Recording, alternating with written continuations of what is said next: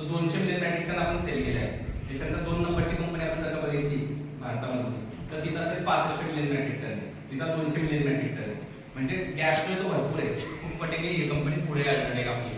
आणि मग सिमेंट सोबत बिल्डिंगला लागणारे वेगळे प्रोडक्ट्स कुठले, तर त्याच्यामध्ये पण कंपनीने प्रोडक्ट्स दिले आणि स्वतःचे बिल्डिंग प्रोडक्ट्स काढले की कॉन्क्रीट तर आपण बनवतोय, तर कॉन्क्रीट अजून कसं मजबूत होईल किंवा जास्त टिकाऊ कसं होईल किंवा वॉटरप्रूफ कसं होईल, तर त्यासाठी काही प्रोडक्ट्स काढले. त्याचं आपण एक थोडक्यामध्ये माहिती घेऊ. ते वेदर प्रोडक्ट B+200 बरेच वेळेस गव्हर्नमेंटचे कामं चालू असतात, रोडचे वगैरे, आणि आपल्याला बऱ्याच वेळेस त्या तळे जाण्याचं प्रमाण येतं, क्रॅक्स जातात रोडला किंवा काही होतं, त्याचे काही कारण आपण समजून घेऊ. मग त्याच्यामध्ये लिक्विड कसं वापरायचे किंवा आपला जो स्लॅब असतो घराचा कॉन्क्रिटिंग असते त्यामध्ये लिक्विड काय करतं, कारण आपण बऱ्याच वेळेस बघतो मार्केटमध्ये डॉक्टर फिक्सिंग वगैरे आपण बघतो त्या याच्यामध्ये, पण ते वापरायचं तर त्याच्या कॉम्पिटिशन आपलं अल्ट्रेटचं वेदर प्रो नावाचं लिक्विड आहे. त्याचं पॅकिंग 1 लिटर, 5 लिटर आणि 10 लिटर, 20 लिटर आणि 50 लिटर मध्ये भेटतं आपल्याला. जितकं मोठं पॅक घेणार तितकं आपल्याला स्वस्त पडतं. जसं काही लिटर जर आपण घेतलं तर 150 ते 200 रुपयापर्यंत जाईल, पण तेच जर का आपण 50 लिटर घेतलं तर 70 ते 80 रुपये लिटर आपल्याला पडतं. तर मोठ्या पॅकमध्ये असतं एक जर का आपण जास्त फीटचं घर बनवतो तर 90 लिटर आपल्याला लिक्विड लागतं फाउंडेशन पासून प्लास्टरपर्यंत. लिक्विड वापरताना आपण बऱ्याच वेळा विचार करतो की स्लॅब आणि त्या गोष्टीला आपण वॉटरप्रूफिंग करायला पाहिजे, पण पाणी हे जरुरी नाही की पावसाचं पाणी वरतूनच लिकेज होणार. बऱ्याच वेळेस तुम्ही बघितलं असं काय घरांना खालून चढावा, म्हणजे खालून पाणी वर चढते जमिनीतून, तर तो पण एक प्रकार असतो, तो नको व्हायला म्हणून आपण लिक्विड वापरतो.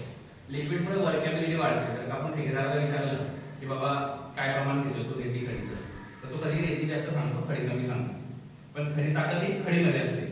आणि मग तो रेती का जास्त वापरतो किंवा पाणी का जास्त वापरतो, कारण ते माल हा त्याला म्हणजे लवचिक व्हायला पाहिजे माल त्याच्यासाठी, म्हणून तो रेती जास्त वापरतो. पण जर का मी इंजिनियर आहे, इंजिनियरच्या दृष्टीने जर का बघितलं की कॉन्क्रीटमध्ये काय जास्त असायला पाहिजे, खडी जास्त असायला पाहिजे. पण साईडवरची तुम्ही कुठल्याही साईडवर जा मग रेती जास्त दिसेल, मग रेती जास्त टाकतात ते जगात काही त्यांचं काम थोडं सोपं व्हायला पाहिजे. मला लोकांना कॉलम वगैरे शिकत दिसायला पाहिजे, त्यासाठी ते रेती वापरतात. वॉटर सिमेंट रेशो पाण्याकडे कोणी लक्ष देत नाही. आपण कुठल्याही कंपनीची सिमेंटची बॅग घेतली तर 50 किलोची बॅग साईडवरती येते. असं कधी होणार नाही की आपण अल्ट्राटेकची बॅग घेतली 50 किलोची आली आणि XYZ कुठल्या कंपनीची बॅग आपण घेतली ती 70 किलोची आली किंवा 30 किलोची.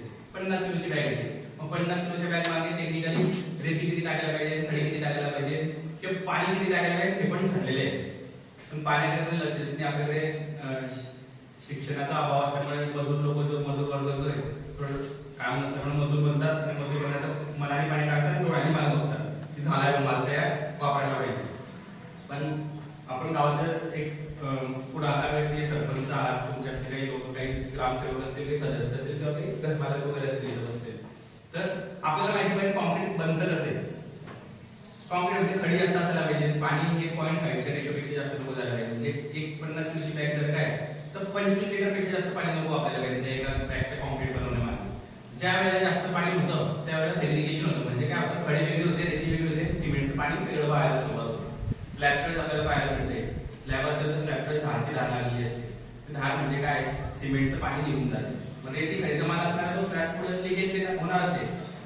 मग आपण RCC घर जेव्हा बांधतोय तर आपल्याला एक मनामध्ये खात्री असते की 50 वर्ष घर टिकायला पाहिजे, त्यासाठी आपण RCC घर बांधतो. तर आधी आपण रोड बिल्डिंग स्ट्रक्चर वापरायचं, रोड बिल्डिंग घर पण 50 वर्ष राहायचं, तर RCC घर आपण त्याच्याकरता पाहिजे. पण त्याला टिकल्या पाहिजे, टिकाऊ पाहिजे, मेंटेनन्स फास्ट पाहिजे, म्हणजे सर्व प्रकार आहे लिक्विड. मग लिक्विड वॉटर प्रूफिंग कसं करतं, आता कंपन्या विकतात लिक्विड वॉटर प्रूफिंग सांगते. मग वॉटर प्रूफिंग कसं होतं ते पण तुम्हाला समजतो. ज्यावेळेला आपण कॉन्क्रीटमध्ये 200 ml डोस टाकतोय एका 50 किलोच्या बॅगमध्ये, त्यावेळेला आपण 200 ml टाकतो, म्हणजे 1 ग्लास घेऊन आपण जेव्हा लिक्विड टाकतोय पाण्यासोबत, तर हे काय करतं, वर्कॅबिलिटी करतं. त्या मालामध्ये ऑटोमॅटिक पाणी सुटतं, माल लवचिक झाल्यामुळे काय करतो ठेकेदार कमी पाणी वापरतो आणि टेक्निकली हा 25 लिटरपेक्षा पाणी जास्त वापरायला नको आहे, तर ऑटोमॅटिक कमी पाणी वापरलं जातं. कमी पाण्यामध्ये माल तयार होतो त्याचा, काय म्हणतात घनदाट कॉन्क्रीट बनतं त्याचं. त्याला जसं कॉन्क्रीट आहे तसं कॉन्क्रीटला दिसायला लागतं, एवढं कॉन्क्रीट बनतं. ते कॉन्क्रीट झाल्यानंतर स्लॅब झाल्यानंतर 2 सिमेंटचे जे कण असतील त्यातलं पाणी हे लिक्विड खेचून काढतो नंतर. म्हणजे खेचून काढल्यामुळे काय होतं, तो सिमेंटचे कण एकमेकांना चिटकून जातात आणि वॉटर प्रूफिंग होते. आपण म्हणतो वॉटर प्रूफिंग झालं म्हणजे पावसाच्या पाण्यामध्ये जायला जागाच नाही. तुम्ही साधा स्लॅबच्या वेळेला आपण टाकतो तर दुसऱ्या दिवशी जर तुम्ही बघणार तर बारीक त्याच्यावरती तुम्हाला खड्डे दिसतील, आणि ज्यावेळेला लिक्विड टाकून आपण स्लॅब टाकतोय तो स्लॅब आपल्याला पूर्ण प्लेन दिसेल हा त्यातला फरक आहे. म्हणजे लिक्विड आपण सुरुवातीला टाकायला पाहिजे. त्याला म्हणतो आपण इंटिग्रल वॉटरप्रूफिंग म्हणजे आतून वॉटरप्रूफ करणे. ते कधी तुमचं कॉम्प्युटिंग असेल तर आमच्या अक्षय बदारे साहेबांचा नंबर तुमच्याकडे आहे, त्यांना फोन करा किंवा आमच्या दुकानदाराला विचारा कुठे की तिच्यात लिक्विड टाकायला पाहिजे तर इंजिनियरचा नंबर द्या, तर ते तुम्हाला आम्ही नक्की गाईड करू त्यावेळेला. दुसरं तुम्ही बघताय बॉटल दिसत व्हाईट कलरची बॉटल आहे, ही आहे मेम्ब्रेन वॉटरप्रूफिंग म्हणजे लिकेज होऊन गेलेलं आहे वॉटर. आता काय करायचं त्याच्यानंतर ज्या वेळेला आपण स्लॅबची घोटाई वगैरे करतो तेव्हा आपल्याला SBR वापरायचं. हे रबर कोटिंग आहे, तसंच हे ॲक्रेलिक कोटिंग. ॲक्रेलिक आणि रबर याच्यात दोघांमध्ये फरक आहे. समजा आपल्याला आतून घराच्या आत आपल्याला ज्यावेळेला वॉटरप्रूफिंग करायचं आहे, संडास बाथरूम असेल आपलं, सनकन एरिया असेल, तर त्यावेळेला आपल्याला ही व्हाईट कलरची बॉटल वापरायची SBR. ज्यावेळेला आपल्याला बाहेरून वॉटरप्रूफिंग करायचं आहे म्हणजे बाहेर दोन स्लॅब आहे, समजा दोन स्लॅब आपल्याला जोडायचे, एक ऑलरेडी आपण घर बांधलेले चाल सोडलेली मिस्त्री आणि आपण म्हणतो काही वर्षानंतर की मला पोर्च वाढवायचा आहे किंवा घराचं काम आता पुढचा स्लॅब टाकायचा आहे. जे जुनं कॉन्क्रीट आहे त्याला नवीन कॉन्क्रीट कधी जोडणार नाही. किती चांगला ठेकेदार असला तरी दोघं कॉन्क्रीट कधी एकत्र होत नाही, त्याला लिक्विड वापरावं लागतं त्या ठिकाणी. मग त्या ठिकाणी आपल्याला SBR वापरायचं आहे. SBR आणि सिमेंट दोघांना मिक्स करून आपल्याला कलर सारखा त्या जुन्या स्लॅबला मारायचं आहे. मग 15 ते 20 मिनिटांमध्ये नवीन कॉन्क्रीट त्याच्यावर पडायला पाहिजे, तेव्हा हे दोघं एकमेकांशी टाकतील. तर तुम्ही डायरेक्ट स्लॅब ज्यावेळेला टाकतोय आपण तो स्लॅब दोघं एकत्र कधी होते, तिथून क्रॅक जाते, ती तळ्यामधून लिकेज 100% होतं. तर त्याच्यासाठी आपल्याला हे लिक्विडचा तिथं वापर करायला पाहिजे. आपण गाव खेड्यामध्ये राहतो, आपल्याला ह्या गोष्टी समजत नाही. लिक्विड का वापरायचं आपण म्हणतो आपला ठेकेदार चांगला आहे, त्याचा इतक्या वर्षापासून अनुभव आहे, तर आपण त्याला काम देतो, पण त्याला हे लिक्विडचं फायदे आपल्याला पण माहिती पाहिजे की का वापरतो किंवा का सांगतो आपल्याला वापरायला. त्यासाठी आपण आजची मीटिंग ठेवली. दुसरं ॲक्रेलिक. ॲक्रेलिक म्हणजे काय, प्लास्टिकची कोटिंग होईल. ही रबरची कोटिंग होईल, त्याच्यात प्लास्टिकची कोटिंग होईल.